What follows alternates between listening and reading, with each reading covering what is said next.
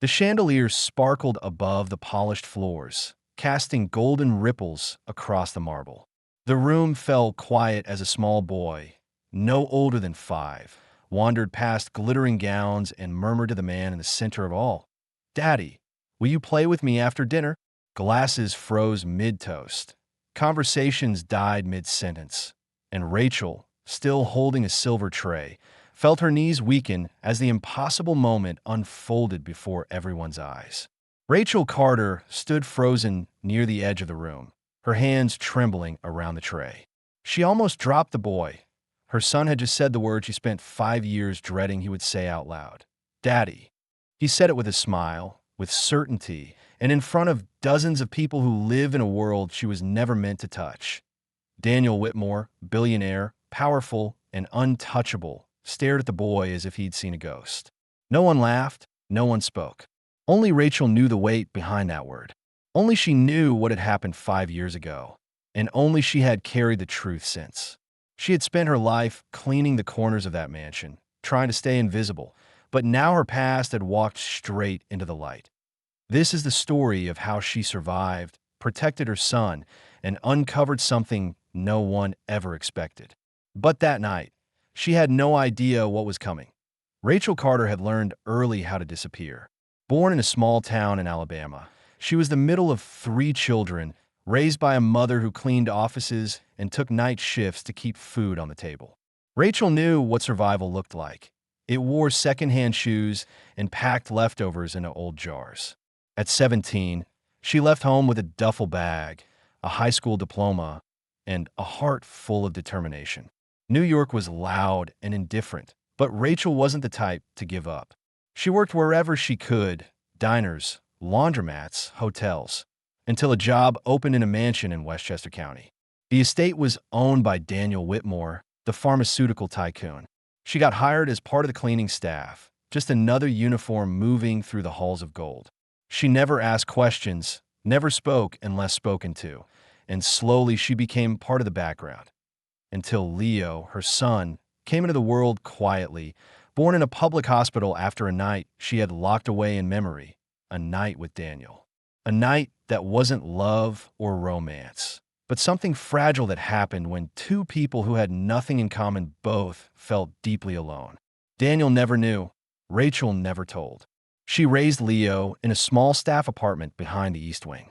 She taught him to be kind, to be curious, to stay quiet when guests arrived. He grew fast, too fast, and with every year his resemblance to Daniel became harder to ignore.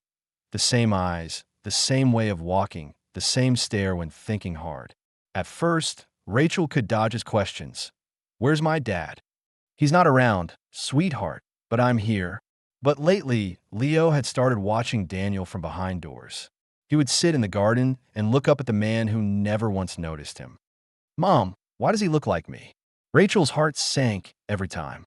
She wanted to protect him from disappointment, from the truth, from the weight of being invisible. But children see what we try to hide, and one day he whispered, "I think he's my dad." She didn't know what to say, but something inside her began to shift, and it was in that silence that everything began to unravel. All Rachel ever wanted was for Leo to have a better life than hers. Not a mansion, not money, just dignity, safety, a chance to grow without having to carry the weight she had grown up with. She worked tirelessly to give him that. Every dollar went to food, clothes, and crayons. Every Sunday, she'd take him to the park 2 towns over, where no one knew them, so he could run free, ask questions, and forget for a moment that they lived in a room behind a billionaire's house. At night, she'd watch him sleep, wondering what kind of man he'd become. She told herself it didn't matter that he never met his father. Love was enough. Her love had to be enough. But love doesn't erase truth. Leo was getting older and more observant. He began to notice how the other children in the neighborhood had fathers who picked them up from school or played catch in the yard. He didn't cry about it. He just noticed and started asking harder questions. "Do I have a dad?" Rachel would nod gently. "You do. Where is he?" Silence Point one day, Leo stood by the kitchen window, watching Daniel walk from his black car into the house. The man was talking on his phone, confident, serious, untouchable. Leo didn't blink. He just watched. He walks like me, he said quietly. Rachel froze. The moment passed, and she changed the subject, but it was already too late. A few days later, she found a drawing on Leo's bed. Two stick figures, one small, one tall, both with the same eyes. The word Dad was written above the taller one in crayon. Rachel's heart broke in silence that night. She sat in bed holding the drawing to her chest. She remembered that night with Daniel, how it wasn't planned, how it wasn't meant to last. He had just lost someone close to him. She had just found out her sister was sick. Two people alone in pain, colliding for a brief moment in time. She never asked for anything, never even dreamed of telling him. Who would believe her? Who would care? But now her son, their son, was beginning to search for answers, and she was running out of lies. She told herself she could control it, keep Leo at a distance from Daniel, keep everything quiet. She believed that if she just stayed in the shadows, maybe the truth would stay there too, and she still thought she could fix everything. The Whitmore estate glittered that night, a fundraising gala with politicians, CEOs, and celebrities sipping champagne beneath chandeliers worth more than Rachel's entire life. She had polished every corner, ironed every linen, memorized every instruction from Edward Hill. Nothing could go wrong. Rachel told Leo to stay in their room. She made him promise, "Please, baby, tonight is different. Stay inside just tonight." He nodded, but 5-year-olds make promises the way birds sing without knowing how loud they're being. As the string quartet played its second set, and the guests admired a sculpture in the main hall, a small pair of sneakers padded softly across the marble. No one noticed at first. The boy was small, quiet, but as he got closer to the center of the room, people began to turn. Who was this child? Daniel Whitmore stood near the bar, glass in hand, deep in conversation with two governors and a tech billionaire. He didn't see the boy approach until a small hand tugged gently at his sleeve. Daniel turned, and time stopped. "Daddy," Leo said, smiling up at him. "Will you play with me after dinner?" The silence was instant and brutal. Dozens of eyes turned, gasps followed. Someone dropped a glass. The shatter echoed like thunder in a room that had gone cold. Rachel, standing at the far side of the hall, saw everything. The tray in her hands trembled. Her knees locked. Her throat closed. Daniel stared down at Leo, expression unreadable. "I'm sorry, sir." Rachel's voice cracked as she rushed across the room. "He doesn't know what he's saying. Please, he's just a child." Daniel stepped back, confusion hardening into something sharper. "Who is this boy?" he asked, eyes on Leo, but his voice was sharp like a blade. Rachel reached them breathless. "He's my son." Daniel turned slowly to face her. "Your son?" "Yes," she whispered, barely audible. "His name is Leo." Someone chuckled in the back, a cruel, muffled laugh that sparked more. "Is this some kind of joke?" Daniel snapped. "You bring your child into my home, into my event, and teach him to call me his father." "No, I didn't. I swear I never told him that." "Then why would he say it?" Daniel's voice was louder now. Leo flinched. Rachel dropped to her knees and hugged her son protectively. "I'm so sorry. He's just a little boy. He meant no harm." But Daniel didn't respond. His eyes locked onto hers, and for the first time in years, he truly saw her. A memory flickered, a night forgotten, a connection buried. He opened his mouth and then closed it. Rachel stood slowly, her voice shaking. "Well, go. I'll take him back." "Please," Daniel finally spoke, his voice low and cold. "Do that." Rachel took Leo's hand and began to walk away, feeling the burn of judgment on every inch of her skin. The room whispered, laughed, watched as they reached the service corridor. Leo looked up. "Mom, why did he look at me like that? Did I do something bad?" Rachel stopped, kneeling down. She brushed the hair from his forehead and cupped his face with trembling hands. "No, sweetheart, you did nothing wrong." "Then why did he say he's not my dad?" Her voice cracked. "Because he doesn't know who you really are." Leo's eyes filled with tears, but he didn't cry. He just nodded like a soldier accepting orders he didn't understand. That night, Rachel sat on the edge of their small bed, watching him sleep. Her tray uniform still stained from the party, her hands still shaking, her chest aching. The secret was no longer hers alone. It had exploded right in front of the man she'd hidden it from the most, and now she didn't know what would come next. But something had changed forever. Have you ever carried a truth too heavy to say out loud because you were afraid of what it might destroy? Tell me in the comments. Sometimes your story is exactly what someone else needs to hear to feel less alone, to believe they're not the only one holding everything together in silence. The next morning, Leo was silent. He didn't run to the window like he usually did. He didn't ask about breakfast. He sat on the edge of his small bed, holding a crayon without drawing anything. Rachel watched him from the kitchenette, her heart cracking with every minute of silence. She tried to smile. Want to go to the park later? Just us. He shrugged. It was the shrug that broke her. She sat beside him, the mattress dipping under their weight. Leo, she whispered, I know last night was confusing. He nodded, eyes still on the crayon. I should have told you more. I thought I was protecting you. I thought if I just worked hard enough, loved you enough, maybe you wouldn't need to know. Finally, he looked up. Mom, he said, he wasn't his, but I feel like I am. Rachel couldn't breathe for a moment. She placed a hand on his cheek. You are the bravest boy I've ever known. Then why don't he see me? She didn't have an answer, not one that wouldn't make the pain worse. That night, after Leo fell asleep, Rachel opened a small wooden box she kept in the top of her closet. Inside was a single photo, faded and bent. It showed her standing next to Daniel 5 years ago, during a staff celebration in the garden. He had his arm around her shoulder. They were both smiling. It was the only proof she had that he had once looked at her like she existed. She hadn't looked at that photo in years. Her hands trembled as she held it. So much had changed, but something inside her hadn't. Maybe she couldn't fix the past. Maybe she couldn't erase what happened at the gala. But she could do one thing. She could stop hiding. She didn't know how he'd react. Maybe he'd deny everything. Maybe he'd fire her. Maybe he'd hate her. But for Leo's sake, for her own, she had to try. She folded the photo gently, placed it in an envelope along with a note, written by hand, shaky but honest, and slipped it under the door of Grant Thompson, Daniel's trusted assistant. She didn't know if it would make a difference, but for the first time in 5 years, she wanted to hope. The envelope sat on Grant Thompson's desk for nearly a full day. He didn't open it immediately. Grant had known Rachel for years. She was quiet, steady, invisible by design. When he finally slid the note from its envelope and read her trembling words, he paused. Then he looked at the photo tucked inside. He froze. Daniel Whitmore, 5 years younger, with an arm around Rachel Carter and a smile that rarely made it into the press.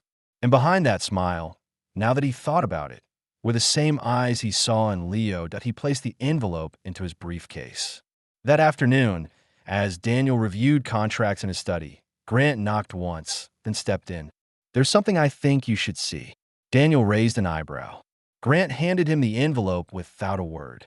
Daniel read the letter, looked at the photo, then sat back slowly, as if the wind had been knocked out of him. You knew about this? He asked. No, Grant replied, but I suspected something after the gala.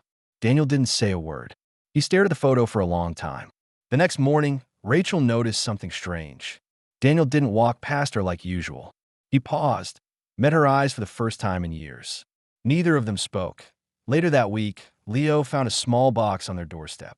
Inside was a set of brand new drawing supplies and a note, and signed. Keep creating. Rachel knew that handwriting. Rachel sat on the edge of their bed that night, the box of crayons beside her. Could this mean something? A start? Or was it just a gesture, a way for Daniel to soothe his conscience and move on? She didn't know, and that uncertainty terrified her. She thought about quitting, leaving before he changed his mind. But then she remembered Leo's face when he opened the box. That pure joy, untouched by fear. She couldn't take that away. But still, what if Daniel didn't truly want to be a father? What if he saw them as a threat? What if this little moment of kindness was all there would ever be? Rachel wrestled with every fear she had carried for years. Meanwhile, in another wing of the mansion, Daniel sat alone in his study, the photo still on the desk. He stared at the boy's eyes, his eyes. He remembered that night with Rachel. Not just the pain, not just the whiskey, but the truth of it. He had felt seen by her, And now there was a child with his face who had called him Daddy in front of the world. A part of him wanted to run from it, hide behind his success, ignore it like it never happened. But he couldn't. For the first time in his life, he wasn't thinking about his company or his image. He was thinking about a 5-year-old boy and a woman who had never asked for anything. And that scared him more than any boardroom ever had. The next morning, Rachel was scrubbing the marble near the front entrance when a voice broke her concentration. Rachel, she turned. It was Grant. Mr. Whitmore would like to speak with you in his office. Now, Rachel stood slowly. Her hands were wet, her heart even more. She wiped her palms on her apron, took a breath, and walked toward the conversation that would change everything. The hallway felt longer than usual. Rachel's footsteps echoed against the high ceilings as she made her way toward Daniel's private office. She had cleaned that room 100 times, always careful, never to leave fingerprints on the polished desk. Now she was walking in to leave something much heavier. When Grant opened the door, Daniel was already standing. His suit jacket off, sleeves rolled to his elbows. A look on his face Rachel couldn't read. He didn't ask her to sit. He just looked at her for a long moment. "I read your letter," he said. Rachel nodded, barely able to speak. "You should have told me." "I wanted to," she whispered so many times. "But I was scared. I had nothing, no one. And I didn't want to lose the only safe place I had to raise him." Daniel nodded slowly. "Is he mine?" Rachel swallowed hard. "Yes." Silent. The word floated between them like a fragile thread. Daniel sat on the edge of the desk. He didn't look angry. "I remember that night," he said, "and I remember how I felt, less alone with you than I had in a long time." Rachel blinked fast, fighting tears.